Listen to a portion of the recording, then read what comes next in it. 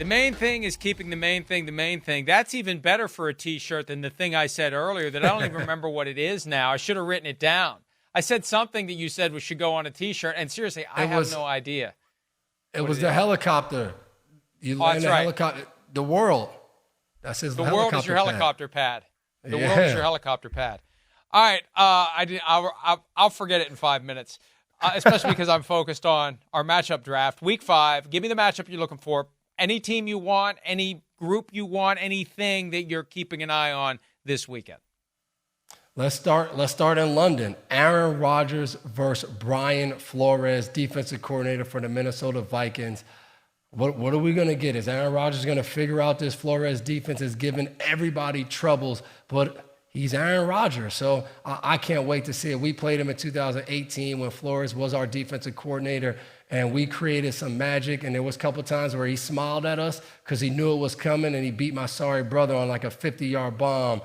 So really it was all J-Mac's fault, but we won't get too deep into that.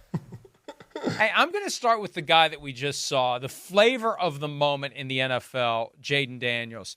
Jayden Daniels versus Deshaun Watson on Sunday, and who would have dreamed a year ago that we'd be looking at this game saying, wow, the Commanders are clearly better than the Browns. And I focus on Watson and Daniels because Daniels is what Deshaun Watson was just 7 years ago. Deshaun Watson came in and he didn't start right away. Once he started playing, took the league by storm. Halfway through the season, he was an MVP candidate, not Rookie of the Year. He was an MVP candidate. He had a spectacular game in Seattle. Richard Sherman came to him after the game and said, you played this better than any quarterback ever has, including Tom Brady. Tore his ACL non-contact in practice that week. Watson told us at the Super Bowl that he believed that the ACL went on a hit that he took in the Seattle game, and it just finally disconnected and the knee collapsed at practice.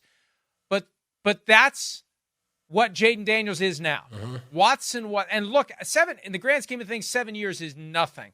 And look at how fortunes can change. So when Watson's out there, and I don't know how it affects him, whether it gets him to rewind the clock to days gone by, or whether he just submits to the fact that his time is over, he looks across the sideline and he sees Jayden Daniels, and he's looking and he's saying, that's me. And that wasn't that long ago. And am I ever going to get back to that? And most people are coming to the conclusion that he won't. Yeah, I don't know if that's a good feeling or not. So, but I love the comparison because I had to play against Deshaun Watson. That was not fun when he was a young guy. My next matchup would be, why wouldn't we? Stephon Diggs and Josh Allen. We finally get to see this marriage go wrong. And, you both got the new girlfriend, both in love. It's going great. And now you meet up and you see each other.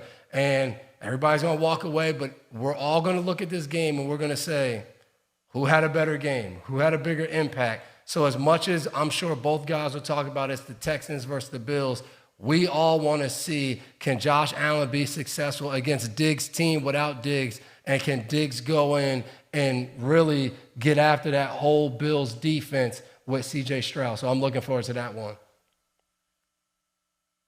Before the season, Mike Zimmer, who had been the head coach of the Vikings and had success every other year, playoffs one year, no playoffs the next, went to an NFC Championship game. He downloaded a bunch of grievances to Mark Craig of the Minneapolis Star-Tribune as Zimmer was getting ready to return to the NFL as defensive coordinator of the Cowboys. And I'm going somewhere with this, trust me. He didn't say a word about Kirk Cousins. And I know how he feels about Kirk Cousins. Didn't say a word. And I think the reason he didn't say a word about Kirk Cousins, even though he fired shots at plenty of other people, he faces Kirk Cousins week 9. So smart. We talked about that earlier. Pushing and shoving and all that stuff. He's not going to give Cousins anything extra. However, in firing shots at Rick Spielman, because Spielman drafted Kellen Mond in the 3rd round in 2021 and Zimmer walked out of the room because he was pissed off because he took a quarterback. He pointed out that Spielman wanted to take Justin Fields in 2021, and Fields hasn't done anything.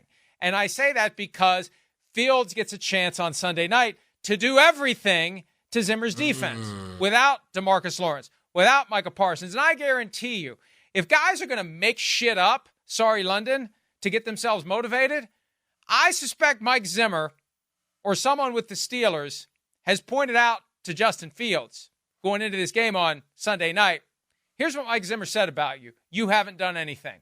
Just so you know. So Zimmer versus Fields, number one. All the more reason to tune in. I'm going to get my check this week, Devin. All the more reason to tune in to NBC on Sunday night. I like it. That's knowing how to sell a game. Yeah. All right, one more round in the Week 5 matchup draft. Devin, you are on the clock. We got to go with the obvious one, right? Joe Burrow, Lamar Jackson. Why not? Big game. We talked about it earlier. AFC North. These guys going head-to-head. They'll do it again later this year, but huge matchup for the Bengals, trying to get back to 500 and working their butts off to get there, and they really need to get a win against Baltimore. So two younger quarterbacks, not as young as they once were, but two guys that I think we all love watching. So I'm looking forward to seeing them go toe-to-toe. I can't believe this is just a 1 o'clock game, too. It's kind of a big matchup right now. Yeah, it is. It's one of the most impactful and compelling matchups of the weekend. Every once in a while, you get one of those games that drops in at 1 o'clock Eastern on a Sunday, and you think, how is that? How is that in the cluster of 7, 8, 9 games that we're trying to watch all at the same time? Okay, I usually will look at the schedule when doing this draft in search of a way to give some love to an obscure game. And I looked at Panthers-Bears, and on the surface, who the hell cares? At a deeper level, though, think about this. Caleb Williams versus Andy Dalton / Bryce Young. The Bears have Caleb Williams because David Tepper had to have Bryce Young, who's now on the bench behind Andy Dalton, who was QB1 in Chicago before he got benched for Justin Fields, who hasn't done anything, according to Mike Zimmer.